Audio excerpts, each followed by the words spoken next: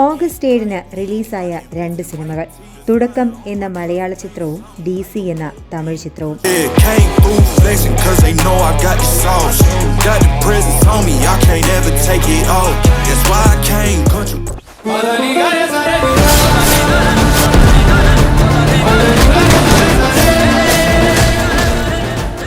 നല്ല റെസ്പോൺസാണ് രണ്ട് സിനിമകൾക്കും പൊതുവെ ലഭിച്ചു വരുന്നത്.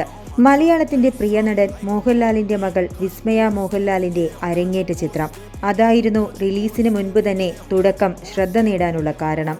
2018 എന്ന വൻ വിജയം നേടിയ ചിത്രത്തിനു ശേഷം ജൂഡ് ആന്റണി സംവിധാനം ചെയ്യുന്ന ചിത്രമെന്ന കൗതുകവും ഈ പ്രൊജക്ടിന് ഉണ്ടായിരുന്നു.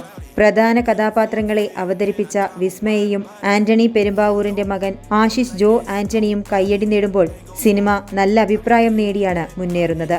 മകളുടെ ചിത്രത്തിന് കരുത്തു പകരാൻ മോഹൻലാലിന്റെ ക്യാമിയോ അപ്പിയറൻസും സിനിമയിലുണ്ട്. തുടക്കം 5 ദിവസങ്ങൾ പിന്നിടുമ്പോൾ ലോകമെമ്പാടുമുള്ള കളക്ഷനിൽ 28 കോടി കടന്നെന്നാണ് റിപ്പോർട്ടുകൾ.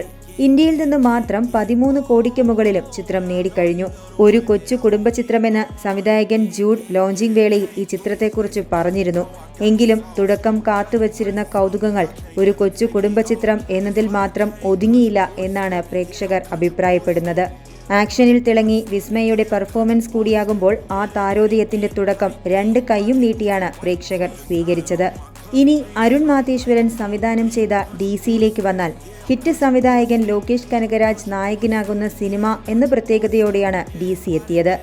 ദേവദാസ് എന്ന നോവലിനെ ഗാങ്സ്റ്റർ മോഡിൽ അവതരിപ്പിക്കപ്പെട്ട DCയിൽ ദേവദാസ് എന്ന കഥാപാത്രമായി ലോകേഷ് എത്തിയപ്പോൾ അഭിനയത്തിലും മികവ് തെളിയിക്കുകയാണ് കോളിവുഡിന്റെ ഈ പ്രിയ സംവിധായകൻ.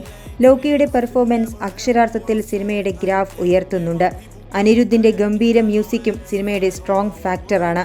DC ആഗോളതലത്തിൽ 50 കോടി ക്ലബിൽ ഇടം നേടിയിരിക്കുകയാണിപ്പോൾ.